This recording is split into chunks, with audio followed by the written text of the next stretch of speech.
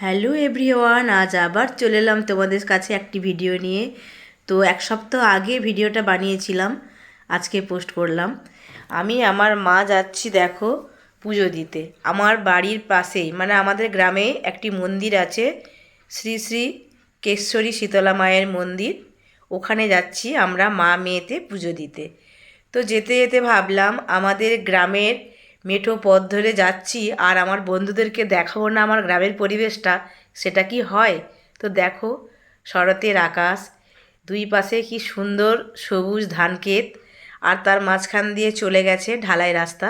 এখন প্রায় সব গ্রামেই হয়ে গেছে ঢালাই রাস্তা, আগের মতো আর মেঠো পথ নেই।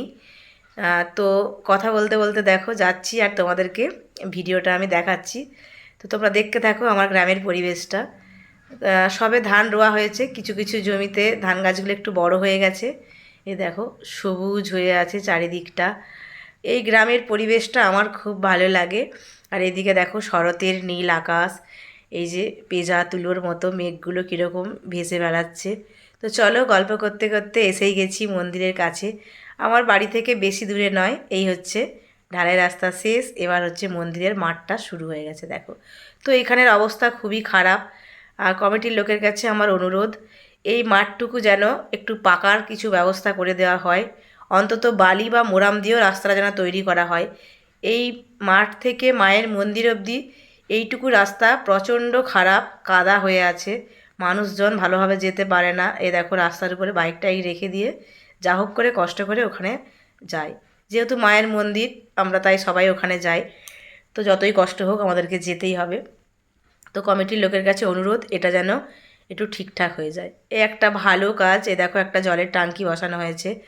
আর এখানে দেখো একটা নাট মন্দির ছিল, যারা আগে দেখেছো তারা বুঝতে পারছো। এখন দেখো ওটাকে ভেঙে দিয়ে পুনরায় ওটা বড় করে সুন্দর করে আবার বানানো হবে, তারই কাজ চলছে। আর এই হচ্ছে মায়ের পুকুর।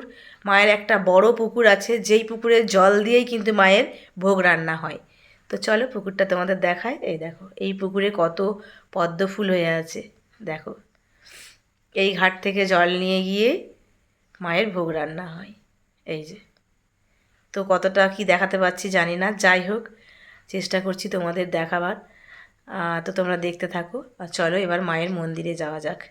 এই পুকুরের জল মাথায় নিয়ে আমরা তারপর মায়ের মন্দিরে যাই। এই দেখো এসে গেছি, এই হচ্ছে আমাদের শ্রী শ্রী কেশ্বরী শীতলা মাতা। তো খুব জাগ্রত মা। এই যে আমি যতটা পারছি জুম করে দেখানোর চেষ্টা করছি। ওই দিনকে বেশি পূজার্থী আসেনি, খুব কমই এসেছিল, তো তাই ফাঁকা ছিল, সেরকম মন্দিরে চাপ ছিল না। তো আমি গিয়ে ভিডিওটা ভালোভাবে বানাতে পেরেছি।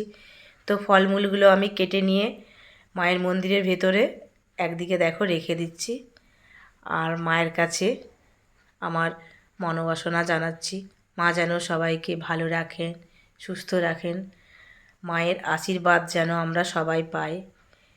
আর এই আশীর্বাদ নিয়ে আমরা যেন আগামী দিন এগিয়ে যেতে পারি।